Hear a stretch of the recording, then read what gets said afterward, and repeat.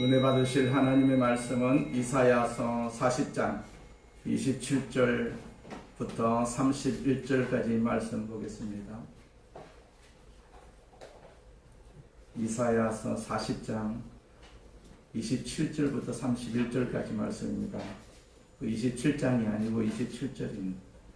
다 같이 공독하겠습니다. 야곱아 어찌하여 네가 말하며 이스라엘아 네가 이르기를 내 길은 여호와께 숨겨졌으며 내 송사는 내 하나님에게서 벗어난다 하느냐.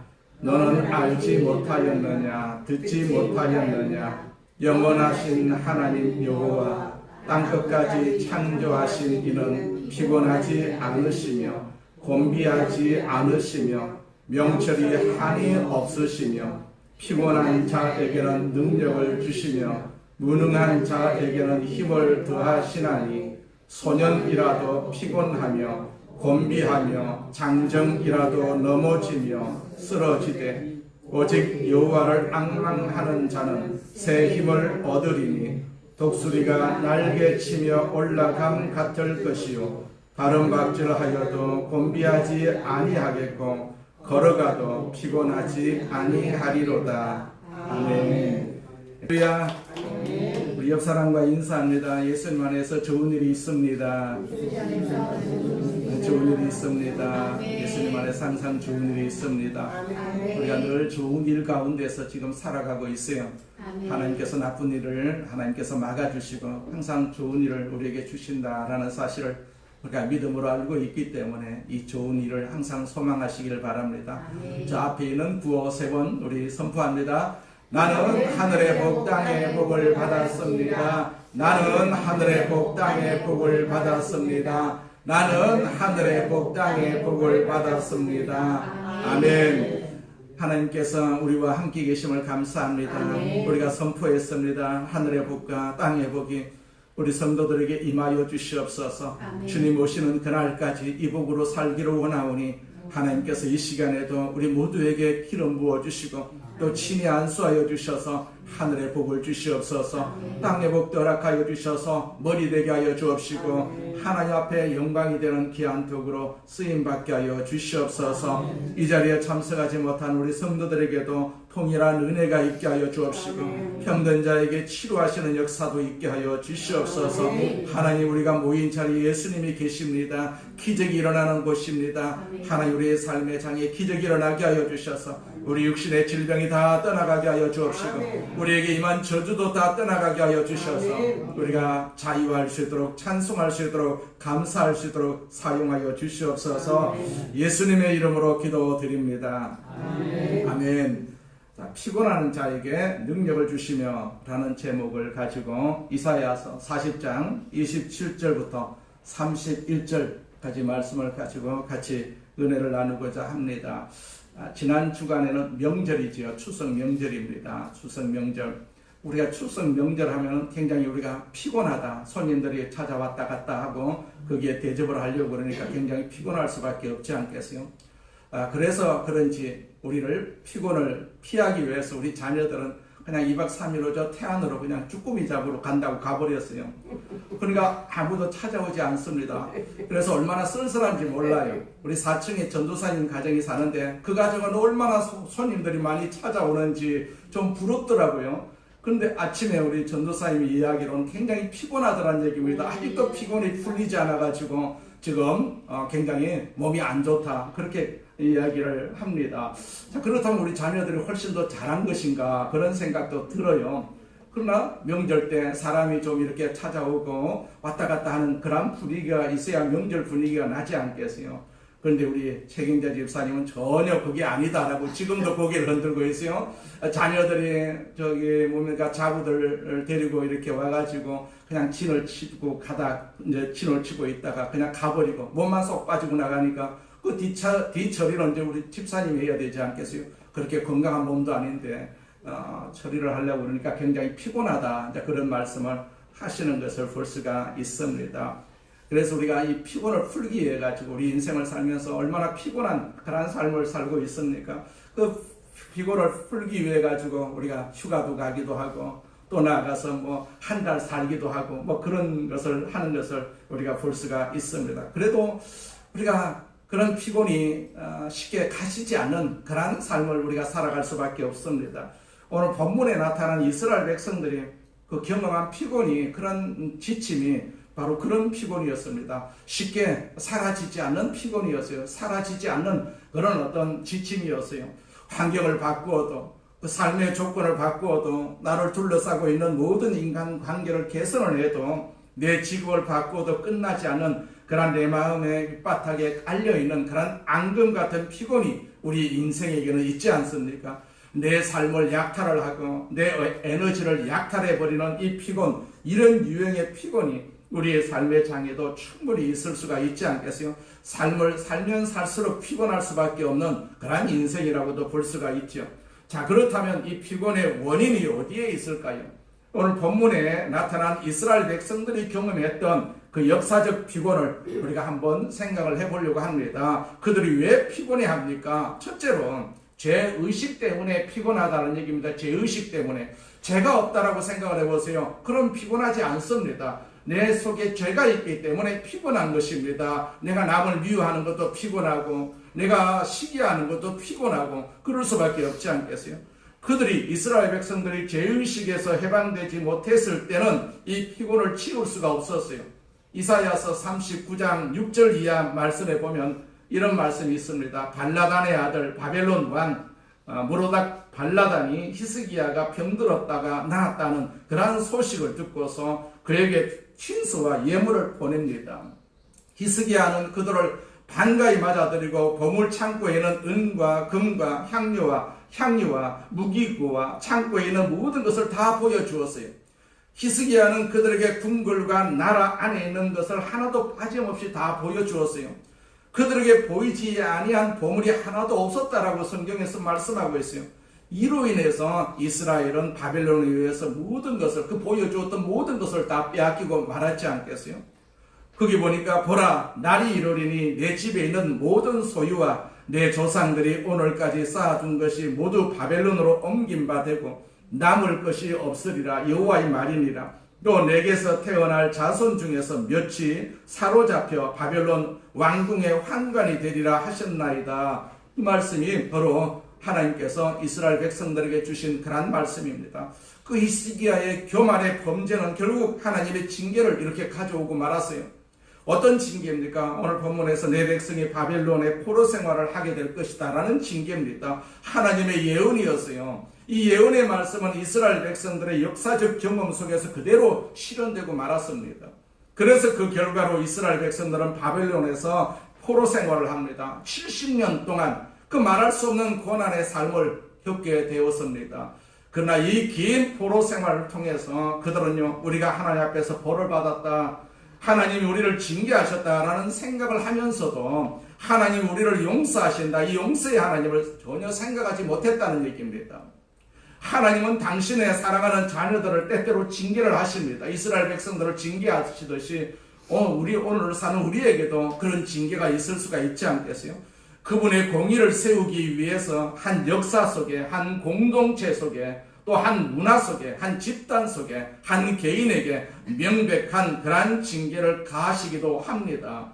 그러나 동시에 하나님은 우리를 사랑하시고 우리를 용서하시는 분이시거든요. 우리 가운데는요, 공의로운 하나님의 얼굴을 보면서도 용서의 하나님, 사랑의 하나님 얼굴을 접하지 못한 분들이 굉장히 많이 있어요. 그래서 내 과거의 실수 때문에 내 과거 생활을 추억하면서 끊임없이 자신을 학대합니다. 자학을 합니다. 자책 속에서 벗어나지 못하는 사람들을 우리가 종종 우리 주변에서 볼 수가 있죠. 자, 이사야서 40장 1절 이하 말씀을 봅니다. 너희의 하나님이 이르시되 너희는 위로하라, 내 백성을 위로하라. 너희는 예루살렘의 마음에 닿도록 말하며 그것에게 외치라. 그 노역의 때가 끝났고 그 죄악이 사함을 받았느니라. 그의 모든 죄를 말미암아 여호와의 손에서 벌을 배나 받았느니라 할지니라 하시니라. 외치는 자의 소리여 이르되 너희는 광야에서 여호와의 길을 예비하라. 사막에서 우리 하나님의 대로를 평탄하게 하라. 자, 포로 생활을 하고 있는 백성들을 향해서, 그리고 이 죄의식에서 벗어나지 못하고 있는 이 백성들을 향해서 하나님의 위로의 메시지가 이렇게 선지자 이사야의 입술을 통해서 어느 날 전해지기 시작을 합니다.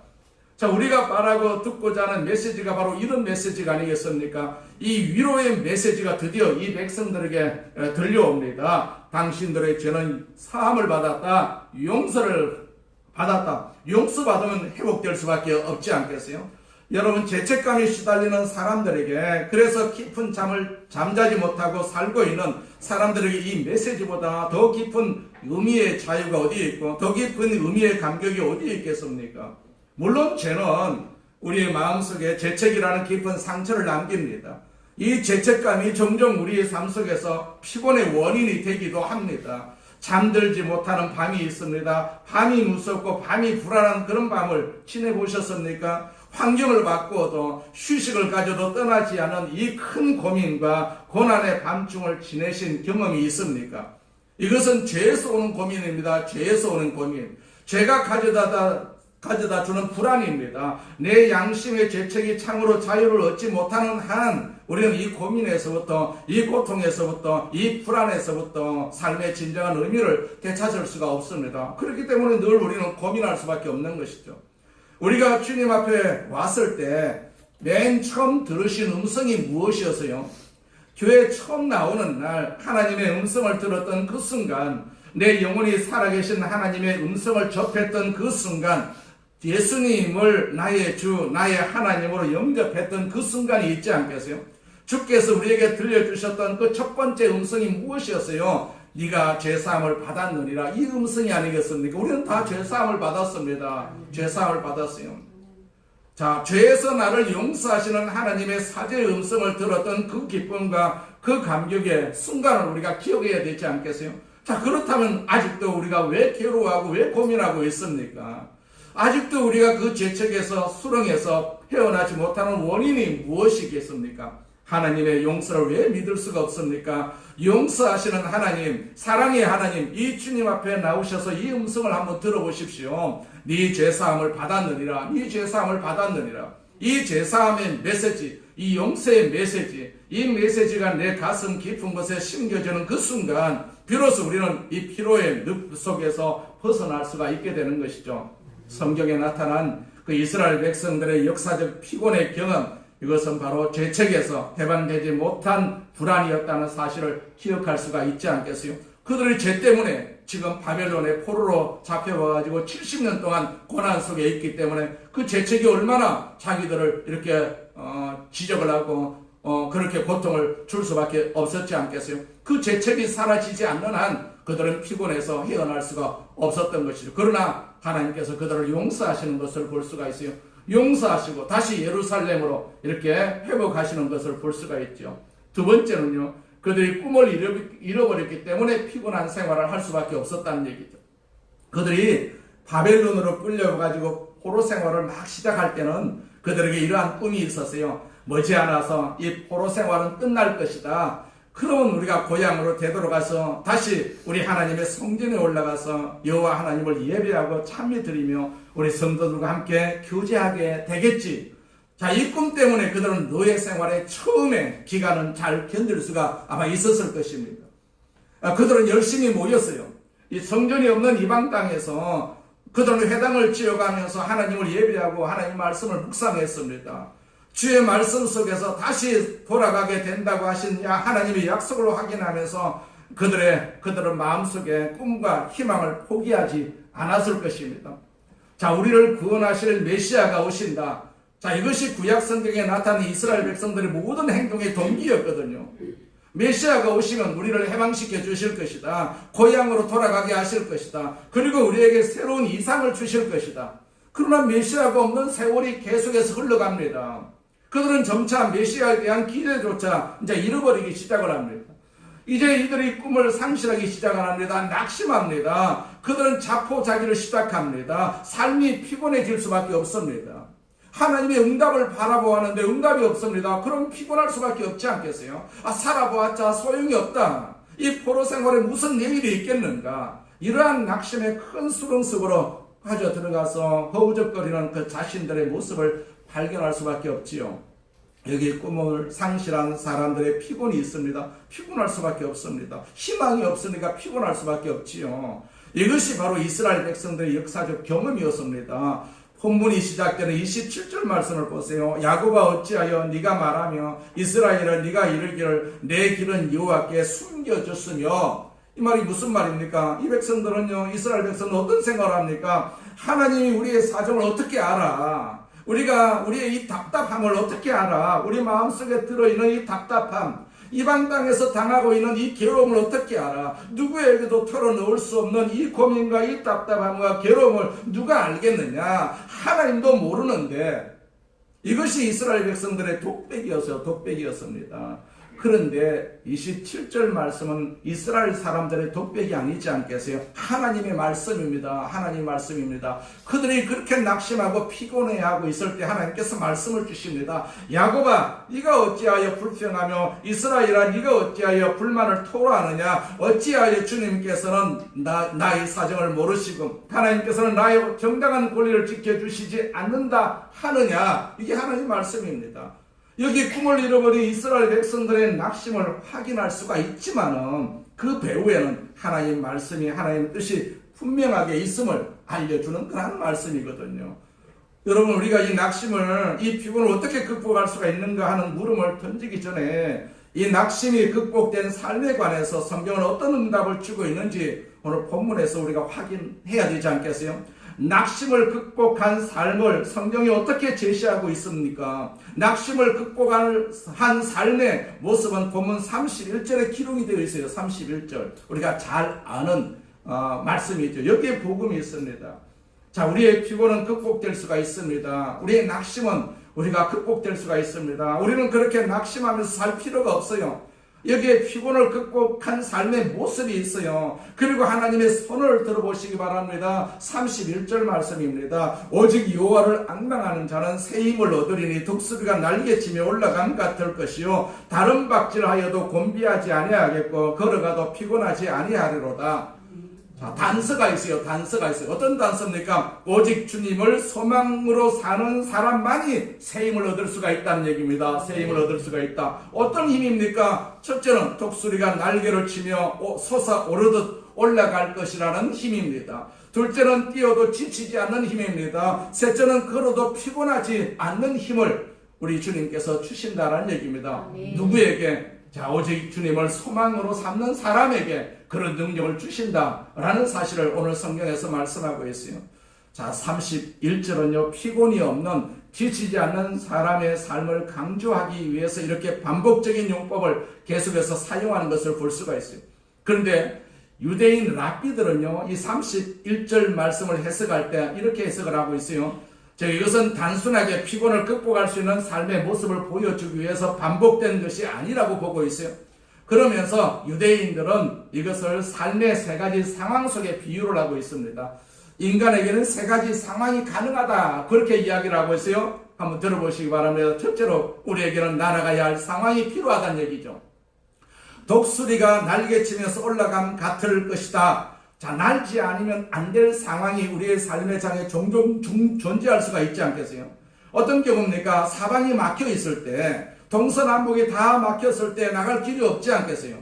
나를 둘러싸고 있는 삶의 모든 형편이 내게 절망을 선언할 때 모든 것은 다 끝났습니다. 희망이 없습니다. 우리를 둘러싸고 있는 모든 삶과 사건과 문제에 관해서 나갈 길이 없다는 마지막 선언이 들려올 때 사방이 다 막힐 수밖에 없지 않겠어요? 누구에게 물어봐도 나갈 길이 없습니다.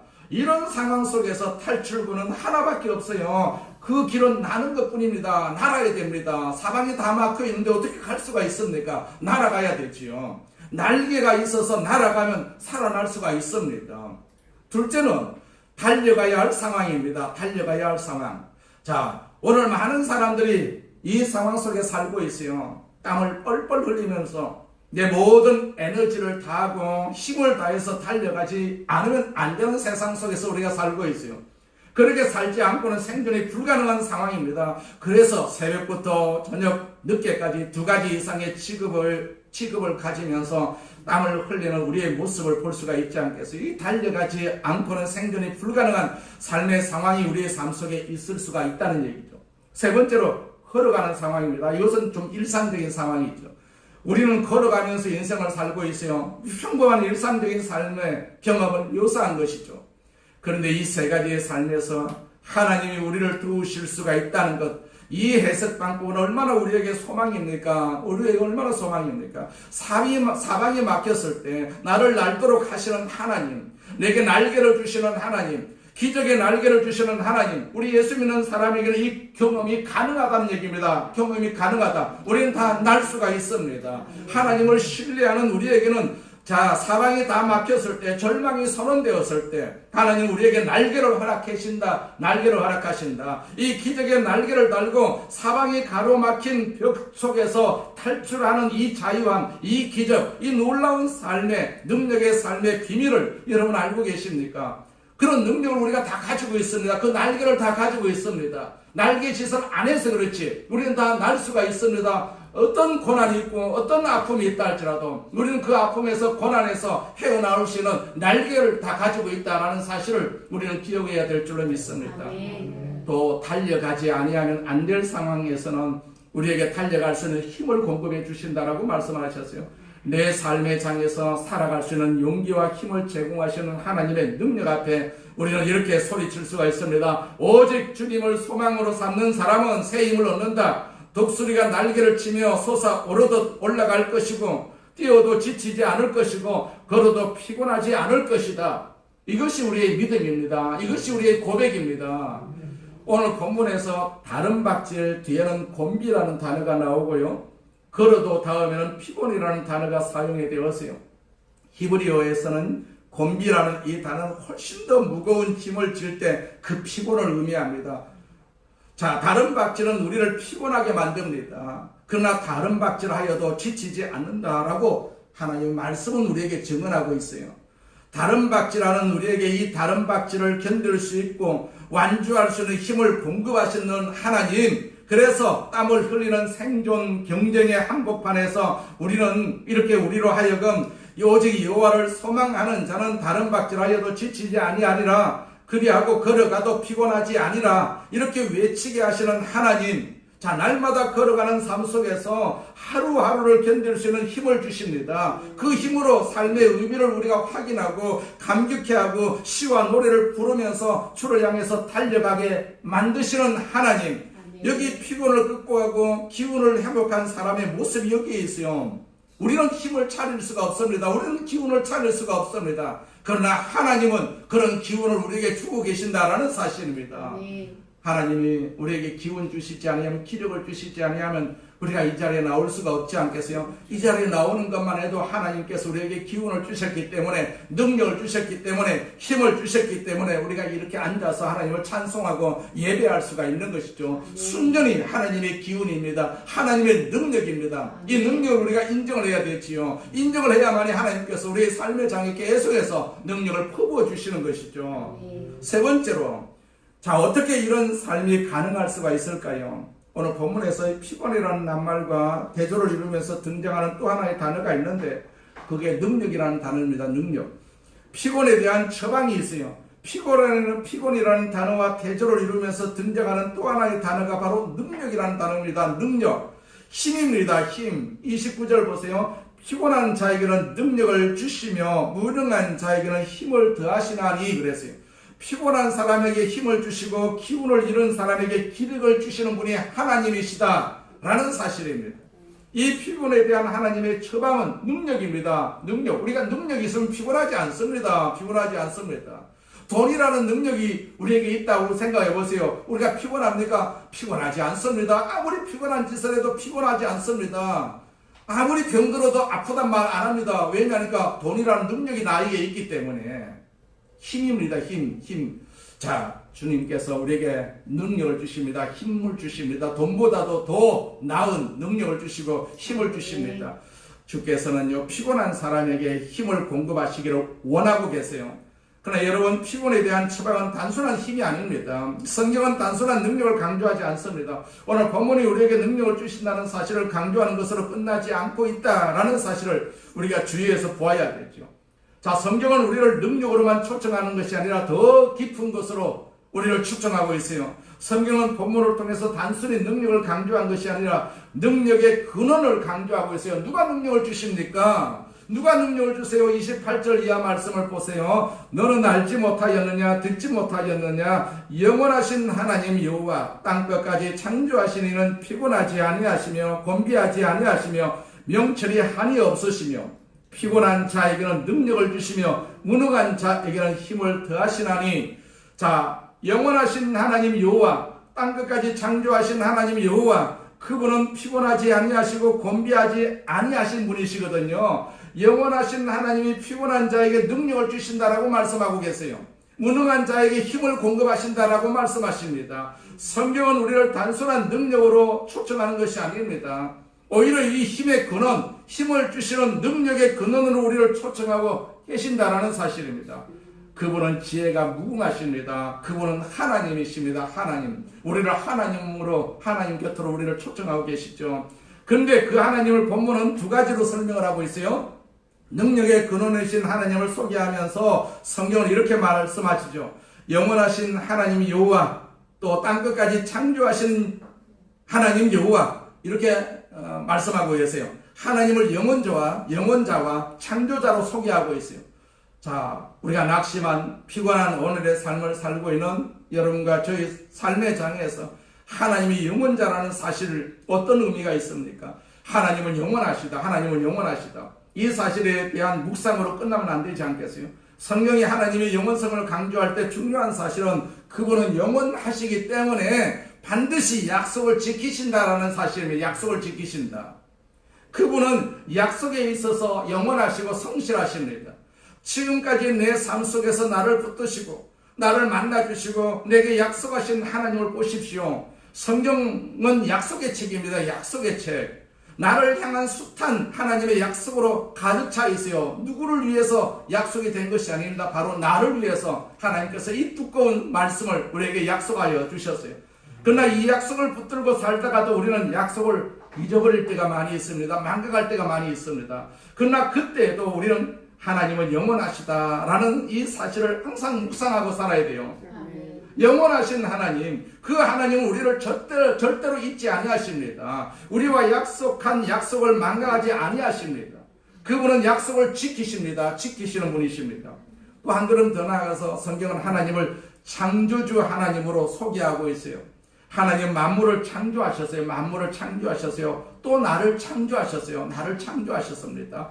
그 사실이 피곤한 삶을 살고 있는 여러분과 저의 삶의 과정에서 무슨 의미가 있을까요? 오늘 본문에서 하나님의 창조주 되심을 소개할 때 그 의미가 무엇인지 우리가 확인을 한번 해볼까요? 26절 봅니다. 너희는 눈을 높이 들어 누가 이 모든 것을 창조하였나 보라. 주께서는 수요대로 만상을 이끌어내시고 그들의 모든 이름을 부르시나니 그의 권세가 크고 그의 능력이 강함으로 하나도 빠짐이 없느니라. 자, 바로 이 말씀 뒤에 본문 27절이 시작이 되지 않겠어요? 이 말씀은 어떤 이야기입니까? 너희들은 눈을 들어서 높이 들어서 누가 이 모든 것을 창조하였는가를 바라보라. 지친 이스라엘 백성들이여 이제 그만 고개를 들라. 하늘을 바라보라. 그리고 저 하늘에 빛나고 있는 수많은 별들을 바라보라. 누가 이 별들을 창조하였는가 바라보라는 얘기입니다. 바라보라. 자, 바벨론 땅만 쳐다보고 있지 말고 바벨론 땅에서 해방을 시켜주실 하나님을 바라보라고 하나님께서 계속해서 이스라엘 백성들을 이렇게 독려하고 있음을 볼 수가 있어요. 그렇습니다. 주께서 이 모든 것을 지으셨어요. 그리고 별들의 자리를 정하시고 모든 만물을 운행하고 계시지 않습니까? 우리의 머리털까지도 다 세시는 하나님이라고 했어요. 그분은 80억이 넘는 인류 가운데 나를 다 아십니다. 그분은 바로 여러분을 사랑하시는 분이십니다. 나를 사랑하시는 분이십니다. 이 이야기는 무엇입니까? 이 우주를 창조하셨기 때문에 하나님께서는요 밤하늘의 별자리를 돌보고 계세요. 우주의 만물을 운행하고 계십니다. 그분이 여러분을 창조하신 이 사실을 아십니까? 나를 창조해 주셨어요. 나를 창조해 주셨어요. 하나님이 나를 창조하셨음을 믿습니다. 이러한 심한 고백을 할 때 그 의미는 나를 책임지시는 하나님을 내가 믿습니다. 그 의미거든요. 아멘. 나를 창조하신 하나님 나를 버리시겠습니까? 여러분은 여러분의 삶 속에 능력이 필요한 것을 느끼십니까? 무엇이든 간에 내 삶 속에 중대한 힘이 결핍되어 있다는 것을 느끼십니까? 힘이 없는 삶, 그래서 피곤하고 답답하고 그런 삶을 우리가 살고 있지 않겠습니까? 그래서 이 힘을 주시는 하나님 앞으로 자꾸 나와야 됩니다. 하나님 앞으로 자꾸 나와야, 하나님 손을 잡고 살아야 됩니다. 하나님은 여러분을 도우실 것입니다. 우리가 손을 잡으면 하나님께서 도와주십니다. 넘어지지 않으도록 우리를 붙들어 주십니다. 어떻게 도우십니까? 오늘 본문의 마지막 결론을 보세요. 31절 말씀이 바로 그 대답입니다. 오직 여호와를 앙망하는 자는 새 힘을 얻으리니. 그래서요, 우리는 새 힘이 필요합니다. 하나님이 주시는 힘이 필요합니다. 이 세상에서는 우리 힘으로 살았어요. 내 힘으로 살았습니다. 그러나 이제는 누구의 힘으로 살아야 됩니까? 하나님의 힘으로 살아야 됩니다. 하나님은 날마다 우리에게 새 힘을 주십니다. 오늘도 새 힘을 주시기 위해서 이 자리에 우리를 불러주신 것입니다. 하나님을 소망하시기 바랍니다. 이것이 비밀이에요. 이것이 비밀입니다. 이 대답 속에 피곤에 대한 모든 하나님의 처방이 다 들어가 있어요. 하나님을 앙망하시길 바랍니다. 하나님을 앙망한다는 말이 무슨 뜻입니까? 오직 여호와를 바라보고 의지하는 자라는 말입니다. 자, 하나님이 낙심하고 있는 내 인생 속에, 내 가정에 어떻게 찾아오셔서 어떻게 도우실 것인지를 한번 기다려보세요. 하나님 기다려보세요. 하나님을 기다려보신 경험이 있으십니까? 하나님을 기다린다는 것이 그 의미가 무엇입니까? 우리가 주님을 기다린다고 말할 때 그것을 세 가지로 우리가 해석을 할 수가 있어요. 첫째는요, 하나님을 신뢰한다는 말입니다. 내가 하나님을 기다리면 하나님 믿기 때문에 내가 하나님을 기다릴 수밖에 없지 않겠어요? 믿음을 포기할 때는 우리는 더 이상 기다리지 않습니다. 집 나간 자식을 향해서 아버지는 끊임없이 그 애정을 포기하지 아니하면서 그 아버지를 기다리는 것을 보지요. 주변의 모든 사람들이 그 아이는 안 올 것이다, 그렇게 말을 합니다. 그러나 아버지는 아니다, 그 아이는 돌아옵니다. 그렇게 대답할 수밖에 없지 않겠어요? 자식을 사랑함으로 자식이 돌아올 것을 믿는 아버지는 절대 포기하지 않고 기다립니다. 문을 열고 그 시각이 언제인지도 모르지만은 목 놓아 기다리는 이 아버지의 사랑 속에서 집을 나간 자식이 있지만은, 아버지의 가슴 속에 칼을 꼽고 떠난 자식이 있지만은 자식을 향한 흔들리지 않는 그러한 믿음을 봅니다. 신뢰를 봅니다. 믿음이 있는 사람은 이렇게 기다릴 수밖에 없습니다. 하나님을 신뢰하는 사람은 기다립니다. 나를 둘러싸고 있는 역경이, 나를 둘러싸고 있는 삶이 아무리 어려워도 그 사람은 기다립니다. 기다립니다. 우리는 기다려야 되지 않겠어요? 그는 하나님을 기다리면서 하나님을 바라봅니다. 자, 그분이 내 삶 속에 어떻게 역사하시는가를 자꾸 지켜봅니다. 기다린다는 말은 하나님을 신뢰한다는 말이거든요. 하나님은 언제나 역사하시며 일하십니다. 내 속에 오셔서 일하십니다. 내 가정에 오셔서 일하고, 내 직장에 오셔서 나와 더불어서 일하시는 분이고, 내 사업장에도 오셔서 나와 함께 장사하시는 분이 바로 하나님이십니다. 우리는 하나님을 날마다 기다려야 됩니다. 둘째로 우리가 주님을 기다린다는 것은 하나님 안에 우리의 희망을 두는 것을 의미합니다.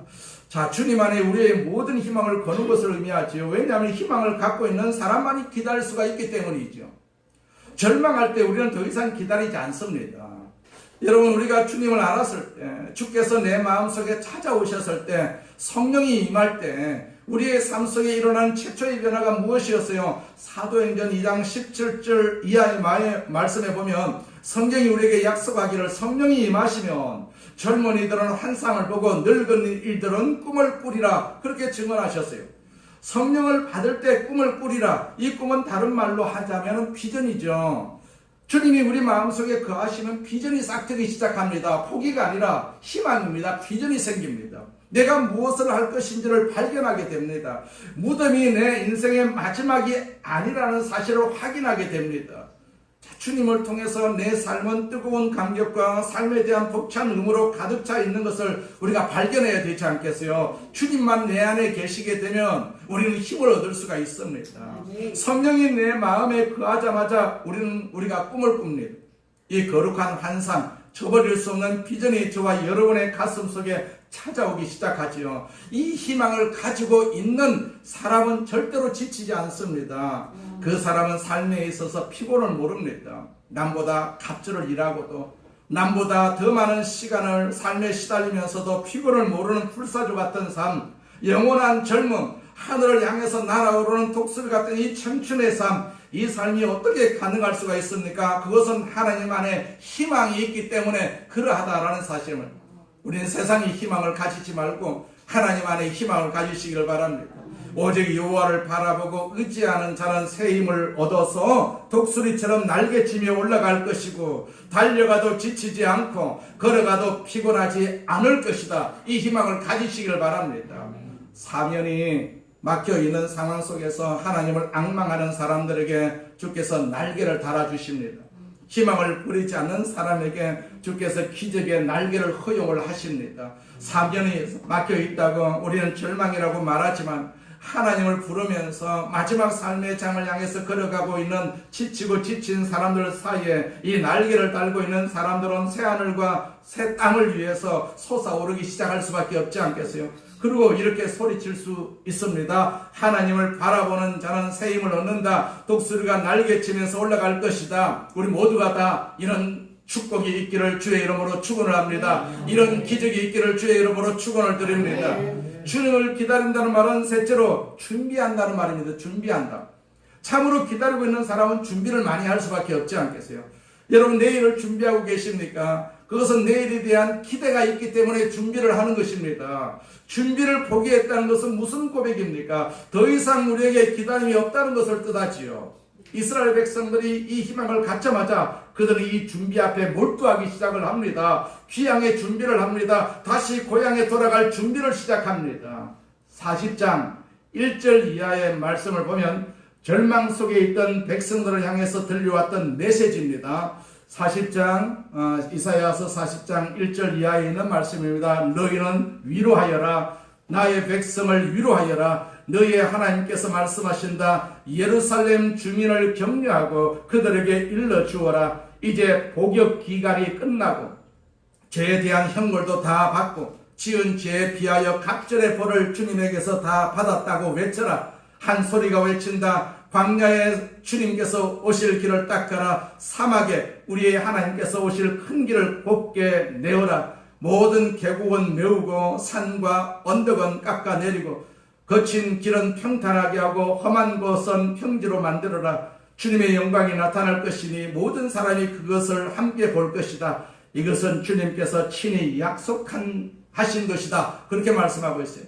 자, 우리에게 약속하신 하나님을 바라보시기를 바랍니다. 우리가 기도하면 하나님이 보입니다. 기도하지 아니하면 우리가 세상이 보일 수밖에 없는데 우리가 자꾸 기도하게 되면 우리가 하나님이 보입니다. 세상은 안 보이고 하나님이 보입니다. 우리가 하나님을 바라보면서 살아야 되지 않겠어요? 이 악한 세상을 우리가 어떻게 살아갈 수가 있겠습니까? 하나님 바라보면서 살아야 되지요. 하나님을 소망하시기를 바랍니다.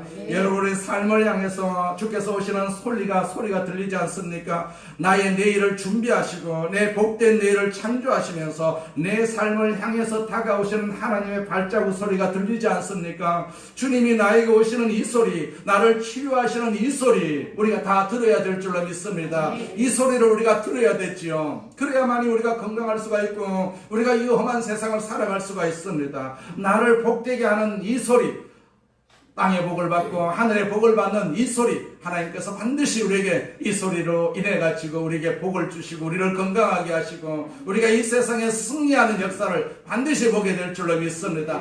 나는 못 본다 할지라도 우리 자식이 보게 될 것이고 우리 자손들이 보게 될 것입니다. 아브라함이 그 축복을 다 못 받았어요. 그렇지만 하나님께서 아브라함에게 약속하신 그 약속은 그 대대로 지금까지 그 축복이 이어지는 것을 볼 수가 있지 않겠어요? 그래서 우리가 자녀를 위해서 기도하는 이유가 바로 이 이유입니다. 나는 늙어서 이제 더 이상 축복을 바라볼 수가 없다 그렇게 말할지라도 내가 드는 이 축복의 기도가 우리 자녀들에게도 능력이 되는 것이고 우리 자손들에게도 능력이 되는 것이고 성경에서는 천대까지 그 능력으로 다가온다라고 말씀을 하셨어요. 우리가 이 말씀을 믿고 항상 우리가 승리하시길 바랍니다. 항상 일어나시길 바랍니다. 주저앉지 마시고 포기하지 마시고 피곤하게 생각하지 마시고 낙심하지 마시고 어떤 상황 속에서도 나는 이 상황을 이겨나갈 수가 있다. 독수리 같은 새 힘을 하나님께서 나에게 주셨다. 이 믿음을 가지고 이 세상을 사시기를 주의 이름으로 축원을 드립니다. 전능하신 하나님 아버지 감사합니다. 우리 아버지 하나님께서 우리를 사랑하심을 감사합니다. 우리에게 날마다 힘을 주심을 감사합니다. 우리의 오늘도 능력 주심을 감사합니다. 세상에서는 우리가 피곤할지라도 낙심할지라도 우리가 주님 성전에서 주의 말씀을 통해서 이 낙심을 이길 수가 있고 이 피곤을 이길 수 있는 힘 주심을 감사합니다. 능력 주심을 감사합니다. 이 능력으로 아버지 주님 오시는 날까지 우리를 승리하게 하신 하나님 감사합니다. 주님 영광을 받으시옵소서. 예수님의 이름으로 기도드립니다. 아멘.